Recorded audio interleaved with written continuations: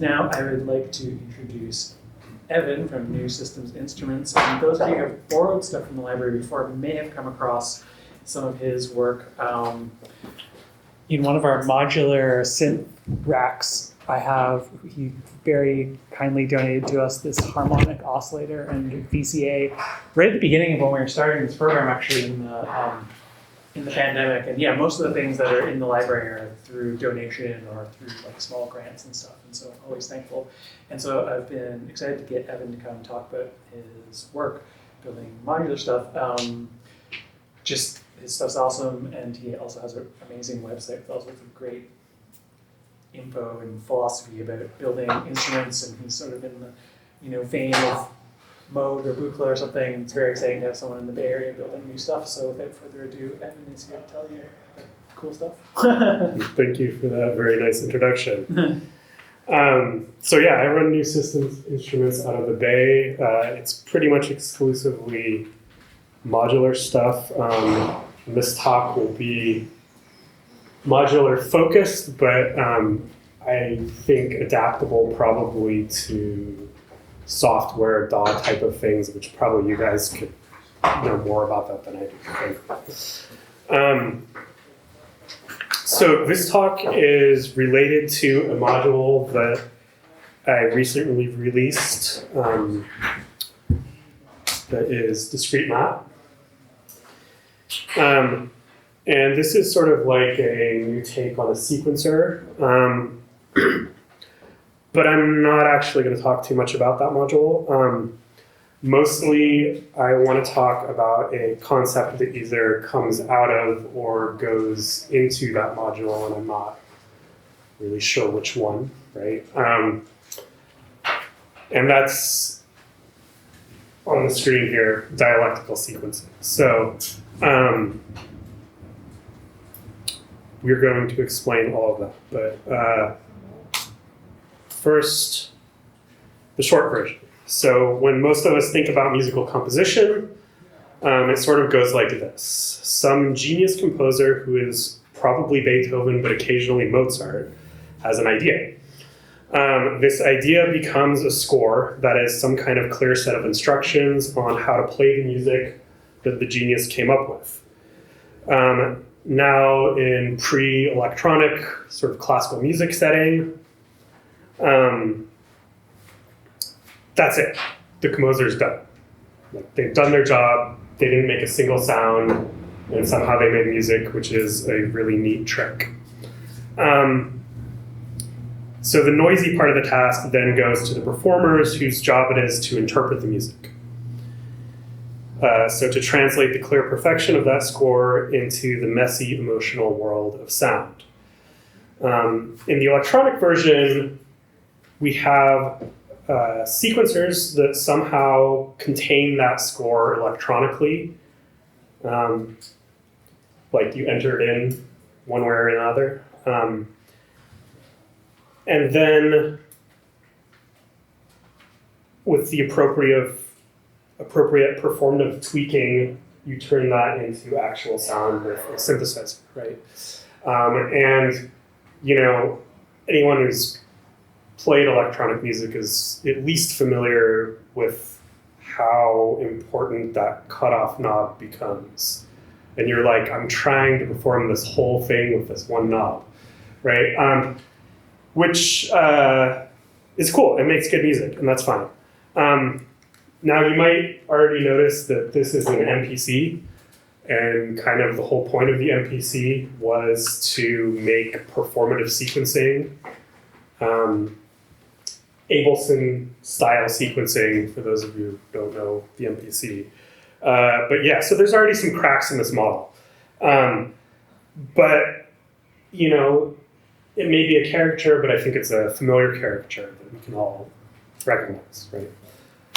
So in contrast, here's a few versions of a dialectical model of sequencing. So the first two are precise, but we haven't defined any of these terms yet, so they're probably more opaque at the moment. So for now, I'm just going to talk about the last one. So in this model, the sequence of notes isn't a special kind of thing that comes to us beforehand. It's something that comes about as part of the whole process of sound production. So the generation of notes can really happen anywhere, even within the sound itself, as some consequence of the mathematics of harmony, right? So as a little example, we might have an envelope follower, which inertia is doing that here, theoretically, followed by discrete map, which is turning that into a sequence, followed by an oscillator, which is making the sound, which then feeds back to the envelope follower, which is creating the curve, which is making the sequence, right? So nothing is really at the center here. There's not an origin point for the notes anymore. They're not special anymore. They're just part of everything. Okay, so we're going to get into more precisely what all of this means, but I have a little digression that I want to go on first. Right? So all of this is a whole bunch of philosophy. It's inspired by Hegelian philosophy. But there's kind of a fundamental problem in how to even apply philosophy to making art, which I just want to, we're not going to solve this, but I want to briefly talk about. So there's these three approaches to thinking about philosophy as an artist. All of them have their virtues and their problems, but I'm going to be loosely mixing between the three, so it's good to know what they are. So first, you have philosophy describes the art you already do. So philosophy is a description of the world. The world includes art. You make art. It turns out philosophy has something to say about the art that you make, right? In that model, if we're right about this idea of dialectical sequencing, you all have already done it. Everybody does it all the time. You can all go home, right? But obviously that's a little unsatisfying, right? So you might think second, okay, well, people who make art, they think about things, they have a model of the world, and that affects the art that they make. And so, dialectical sequencing would just be the type of sequencing that you do when you have an idea about sequencing that's informed by, this kind of philosophy that I'm going to go over. So that's good. That seems like an all right model, but it's also like, don't we have to actually do something? So that's the third model. There's a particular way of making art that's in line with some philosophy, whichever philosophy it is that you're thinking about. And that's often the most attractive version, but there's some dangers with that too. So the problem is that, the philosophy started out being about the whole world and this universal thing, and suddenly you're saying this particular art that I'm making and this particular way of going about making art is doing that philosophy. So, it can lean towards egoism and cultural chauvinism of this sort of like, my art is more universal than yours because it's philosophy art, right? So, I don't say any of this like to say like, oh, this is a problem. Obviously, like I'm here to support the use of philosophy in making art. But, we should be aware of these things. And in what follows, I'm kind of just going to be loosely going between all these three different things. So you can decide for yourself how you want to take it. Okay, so moving on, let's talk about what dialectical sequencing is. So this somber-looking fellow is Hegel. He's a little obscure among the emo philosopher crowd that prefers Nietzsche, but his philosophy absolutely dominated Europe in the 19th century. And through his influence on Marxism and various liberation movements, arguably, He's dominated, globally speaking, he dominated the 20th century as well. So if you actually go and read Hegel, you'll find a pretty mixed bag.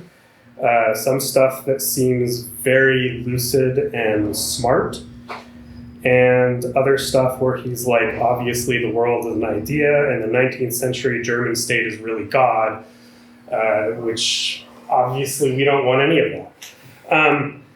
So we're only going to take the good parts, right?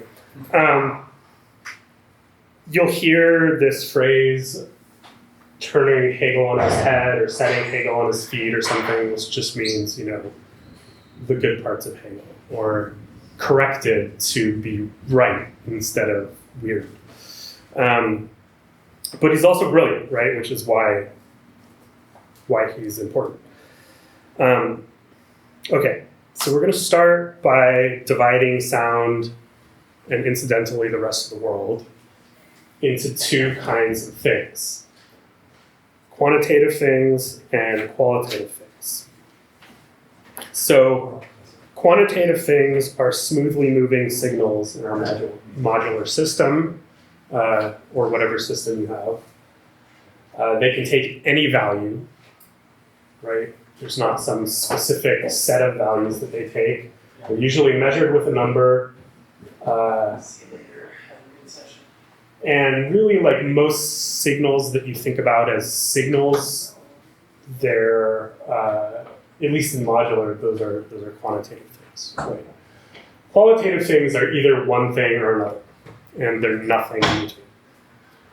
So they're often unnumbered, but you can number them. They're countable, but that maybe not measurable, but maybe measurable. And they're characterized by sudden changes in loops. So you can think about pitch, which goes from one note to the next. You can think about logic or gates, which are either on or off. And usually these are the elements that we think about as composition. Like, this is the stuff that would be written down if you're writing down a score. So what Hegel says, though, is that these two categories become each other, basically.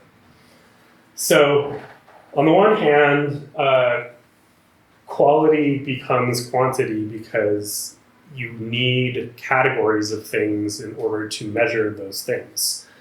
Like if you want to measure temperature, you have to know what heat is first. And the difference between heat and, I don't know, brightness, right? So within music, a switch or a patch will establish some kind of a qualitative channel. And then over that qualitative channel, you'll have some kind of data that happens, right? So that's the principle of a sequential switch. A volt per octave signal will become a sound, a gate will become an envelope, etc. Right? On the other side is the more interesting one, because we kind of already know this, right? Like that's the whole point. That's what performance is, right? You take the score and it becomes actual sound. But on the other side, quantity becomes quality, and like that's also a thing.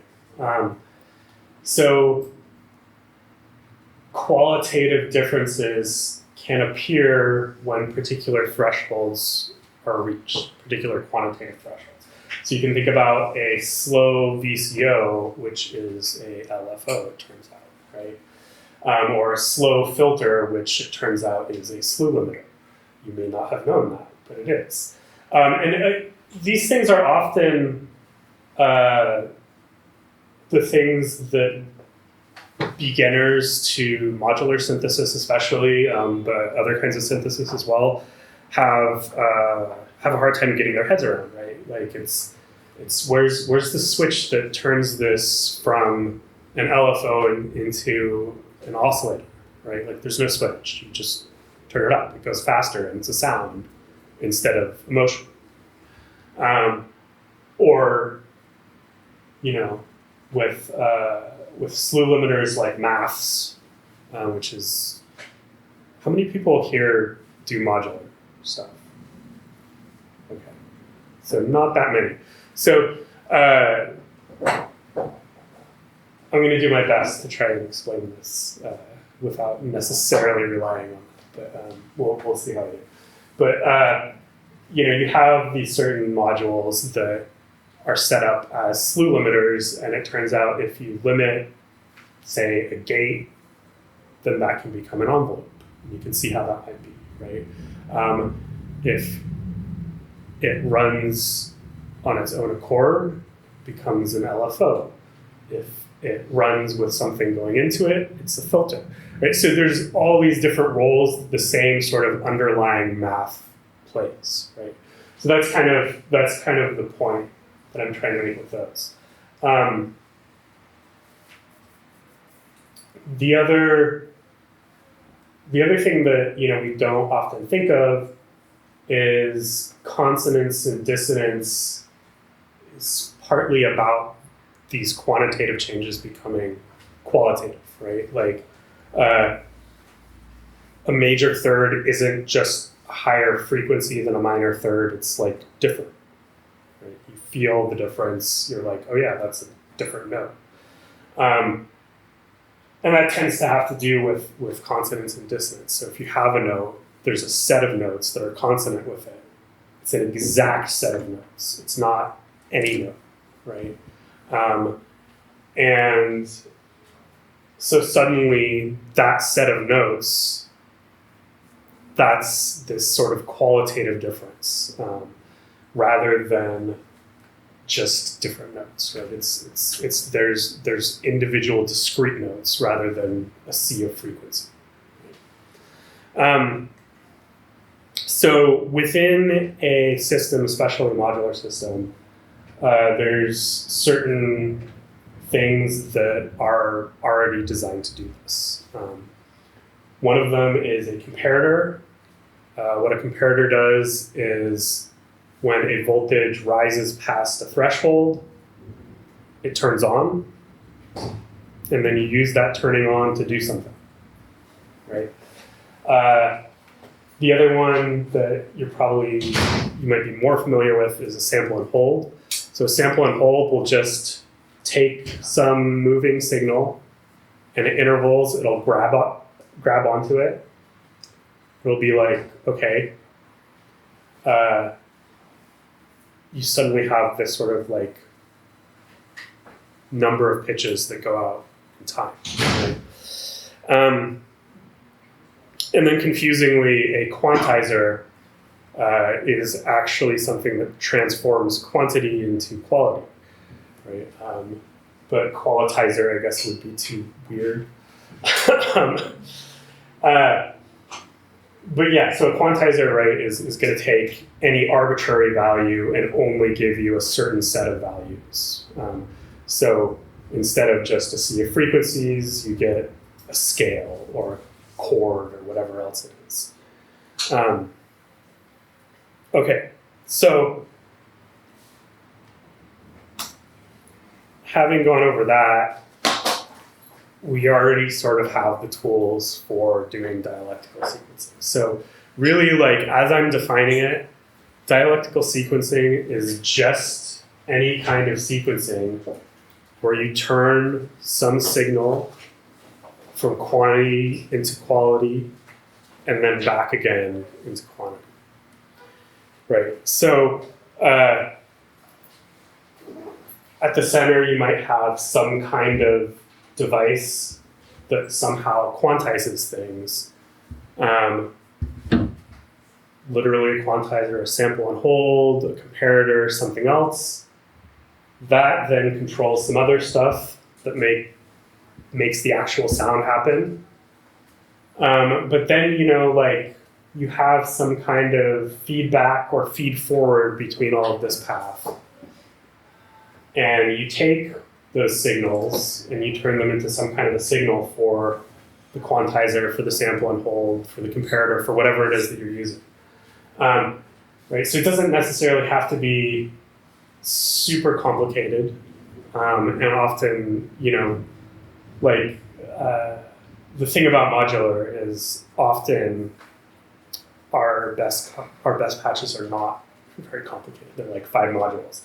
And when you're patching like 20 together, you're like, this is crap. So there's a second kind that's maybe a little bit more advanced or more difficult to do, but can sound cool, and you don't actually need anything special for it. You just need to know that, as I said, there are points where quantity transforms into quality of its own accord, right? So if you have a signal going through a resonant filter, as you turn that resonant filter back and forth, it's going to pick out harmonics. It's not going to pick out every note. It's going to grab the specific harmonic. So that's already something that's turning a smoothly varying signal into a set of discrete things. There's other stuff that will do that as well, right? And I'm not going to get into all of it, but that's the basic idea. Okay, so I'm going to go over some sort of example patches, but before I do that, I want to go a little bit over history and also like really this other idea that is related but different. So you may have heard of cybernetics. It was once the future. It probably isn't the future anymore. And it probably never was the future, but everybody thought it was for a long time, right? Sorry for 1 sec.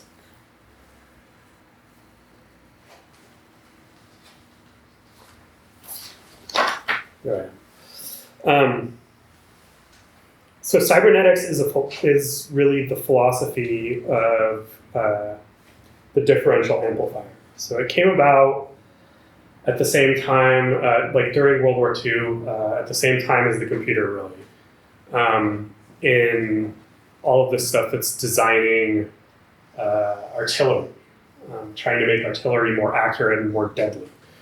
So not a great pedigree, but that doesn't mean it can't do interesting things. So yeah, but cybernetics is much more sort of the analog side of things, and on the digital side of things, we got the computer.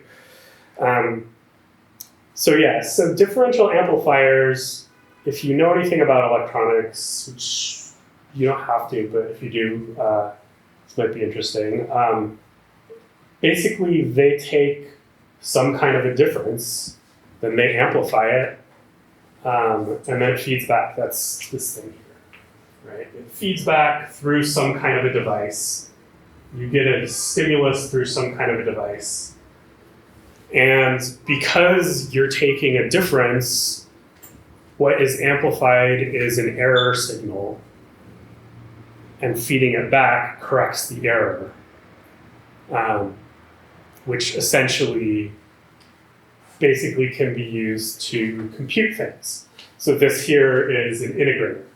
If you've done calculus, it will integrate whatever signal goes in one end. Cybernetics itself is, of course, a much more abstract version. And basically it's asking, what can we say about the process of feedback and sensing within any system? Whether that's a social system or an electronic system or both of them at once. As it progressed, the concept of sensing got increasingly complex and focused on perception and consciousness, and the whole field got a little bit weird, but weird in a fun way. at least for music, a fun way. But yeah, if we look at this little feedback diagram on top, we can see that it's similar to the diagram that I put up a while back of a dialectical model of composition. But there are some important differences. So cybernetics has much more emphasis on feedback, unity, control, tends to forget productive differences, and crucially, the relationship between representation and materiality is lost. In cybernetics, it kind of thinks of everything as representation. But dialectical sequencing usually actually depends on that relationship. Like you're usually making a pun, right? So when you take, in this, for example, the envelope of the oscillator and use it to drive a pitch, like the meaning of that envelope is changing as it's flowing through the system. Like it means one thing when you extract it, and it means another thing when you apply it. So that's a pun, right? You're taking the materiality of the signal and you're using that as a turning point to change one thing into another thing. So Louis and Bebe Barron started creating electronic music very explicitly informed by this in the 1950s.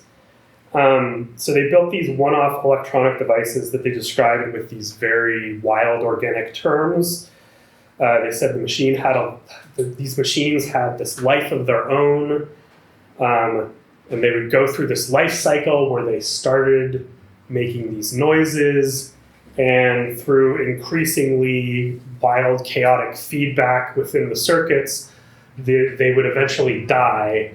And so they say they could never get them to make sound again after that.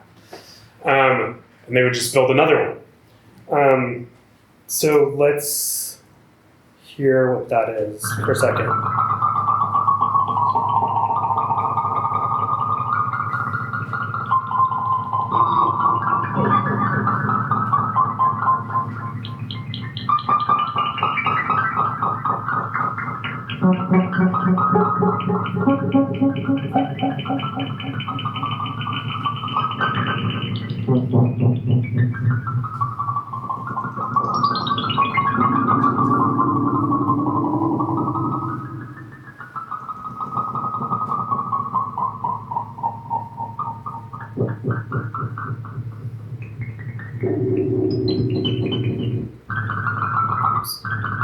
Stop.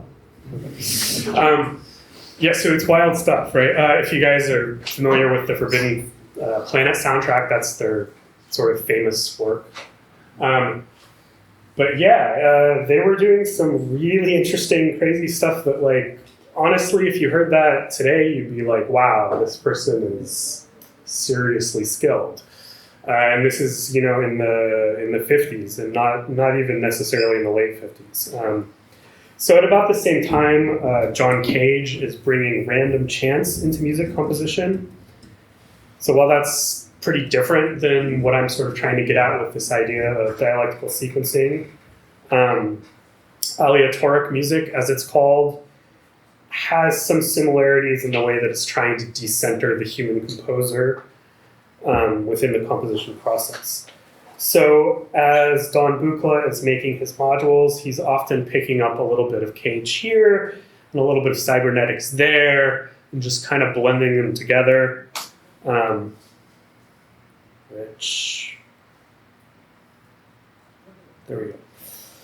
which gives us a lot of stuff, but among that, probably like one of his most famous modules is this source of uncertainty.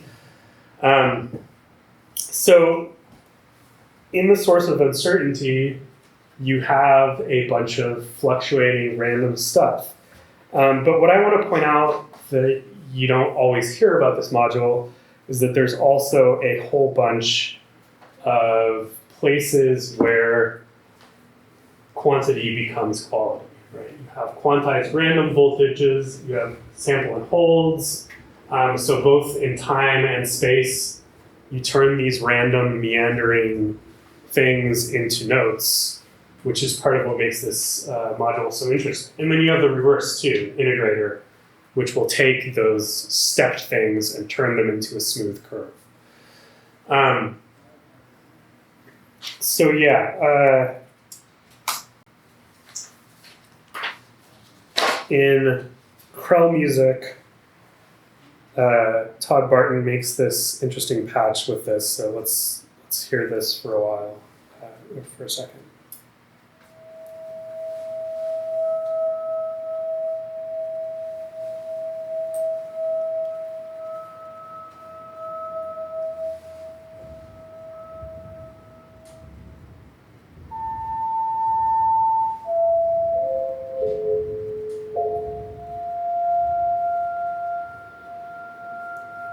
This is all just this patch, right? There's no separate sequencer.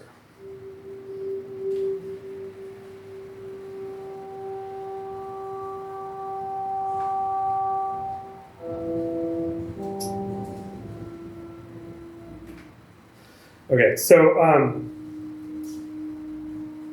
no, stop. Okay, so I'm not gonna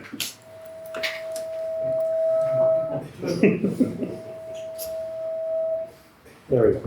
I'm not going to go into this in depth here, but I do want to note that there's these two places in this patch where quantity becomes quality. We have the sample and hold, which is grabbing random voltages, but also importantly, that's triggered by the out of this. So over here, Buchla designed his modules so that his envelope generators could loop, and when they did loop, they would spit out a signal when they were done, right? So that's this sort of hidden place where as soon as it loops, the signal goes out, and that selects the next note.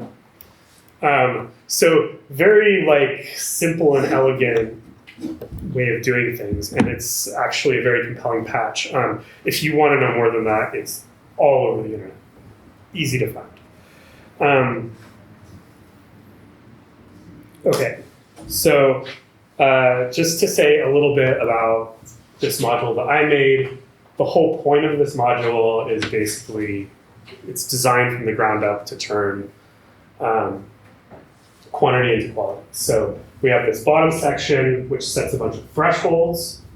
And as the wave moves past these thresholds, whatever you put into X, then that stage is activated. So it's sort of almost like a sequencer in that you have these 8 steps, but really like those steps are going to happen wherever they happen based on whatever you put into X. There's also this clock section because, you know, there's a hidden signal inside of any composition, which is time.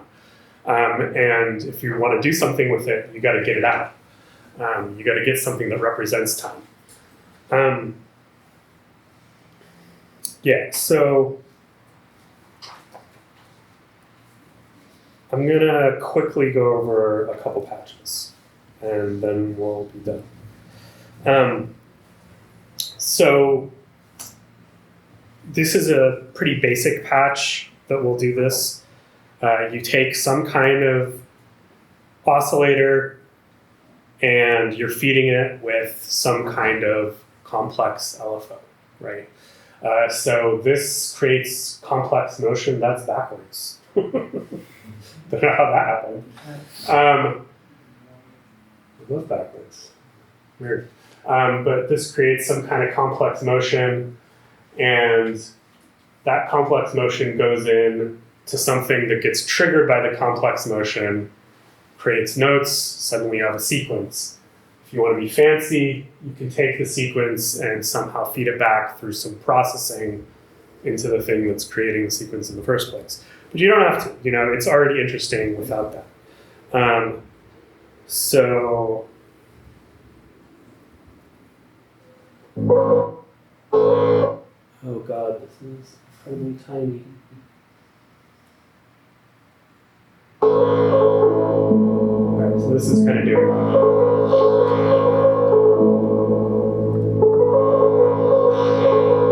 You can see this is that sequence, also the, I don't remember which one, one of those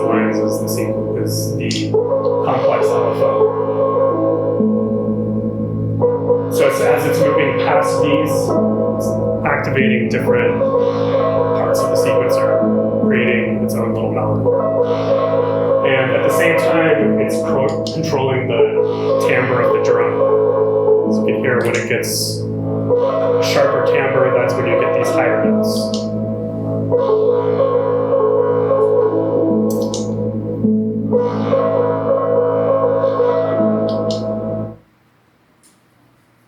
Okay, so this is a patch that's more for natural quantization. So as I was saying before, you don't necessarily need a quantizer. There's certain things that will just sort of do it themselves. Right now, this module is sort of acting somewhere between a filter and a frequency divider. So let's see, I can just get this to go. And I've actually got 2 oscillators patched into this in the patch down there.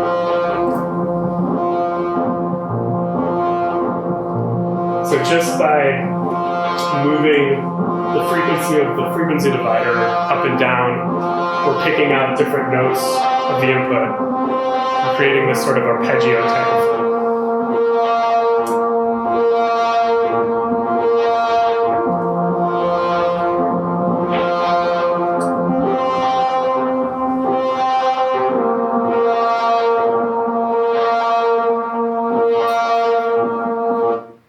And then the last thing, this is sort of a exploration of how far you can take this, right? So if you're familiar with beat frequencies, or if you're not, basically beat frequencies happen when you have 2 things that are at similar pitches. And those pitches will create a sort of pulsing sound. You all have heard it, even if you don't know the term. So what we're doing is we're taking that pulsing sound here, putting it through a mixer, putting it through a filter to pick out the place in the spectrum where these beat frequencies are happening, putting that through an envelope follower, then putting that through some kind of thing that quantizes that, right? So this is really not actually, that different than the patch a couple slides ago, right? We're just taking some envelope and quantizing it to turn it into a pitch. It's just that where we're getting the envelope is from the audio rather than from some kind of an audio file. So let's hear that. So this is, you can hear one of these is just acting as kind of a regular sequencer. The other one is, you can hear I've chosen these microtonal things to try and get specific beat frequencies to happen.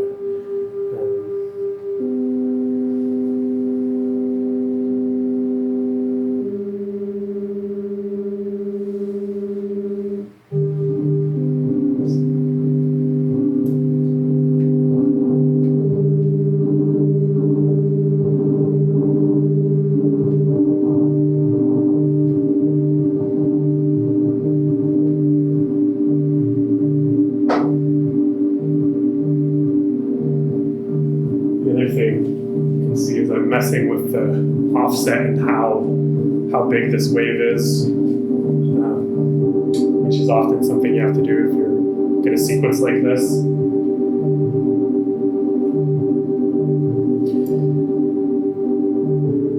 But yeah, so that's it.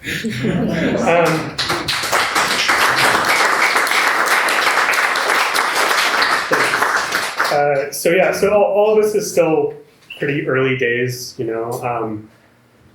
I just came out with this module and sort of introducing this concept, but I think it's a powerful analytic tool. We have this module that's sort of built specifically to do it, and I'm really excited to see what people do with it, which is almost invariably better than I imagined they would. when I make the modules. So yeah, questions? Observations? Yeah. What, this is not exactly related to the module to start with, but what is your earliest exposure to electronic music that made you go down this path? My earliest exposure to electronic music. Most memorable, maybe. I have no idea. I mean, probably, you know, the thing that really sort of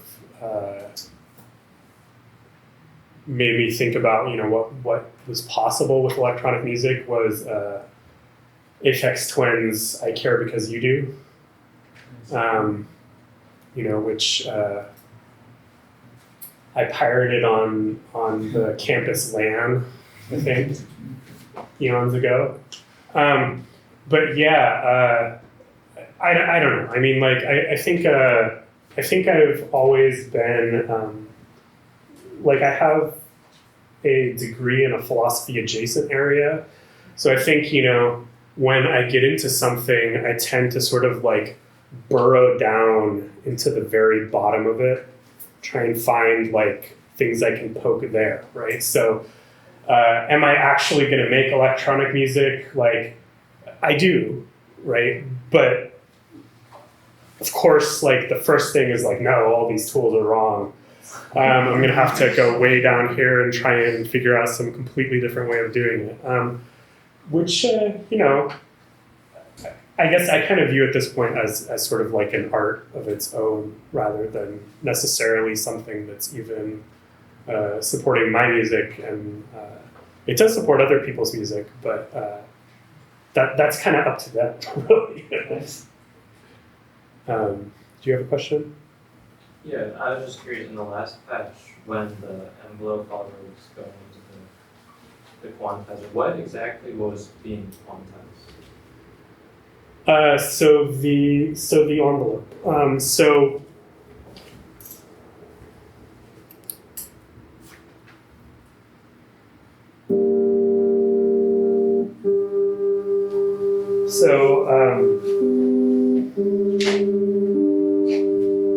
So we're taking these two oscillators here. We're taking them into a mix, invert, offset, etc. That's going through this, which is set up as a filter. Or one of these, I don't remember which one. One of these is set up as a filter, and the other one is set up as an envelope follower. Right, and then that's going into the exit right here. So you can see this light here, might not be going fast enough in the video. But this is going up and down like this. And so these sliders here are set to either, you can see the first 4 are set to fall, the next 3 are set to rise, or the next 4 are set to rise. So when this signal, whatever's going into X, rises past each of these sliders, that stage is activated. And then so that's the quantization, really. And then we're spitting out a quantized voltage based on this top one here.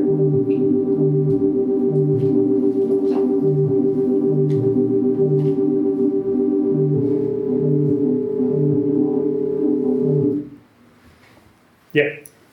You mentioned earlier in your slides that philosophy motivates art and vice versa. Yeah. What would you say, how has philosophy motivated your music or vice versa? Yeah, absolutely. I mean, this whole thing is. I mean, like I said, right? Like it's hard for me to say whether, you know, even just temporarily, whether I had this idea of taking this sort of philosophical understanding of quantity and quality and then applying it to music, and then I made the discrete map, or whether I made the discrete map and then I was like, oh, hey, this is a way of applying this idea of quality and quantity to music. I'm honestly not sure which. But yeah, I mean, I think, you know,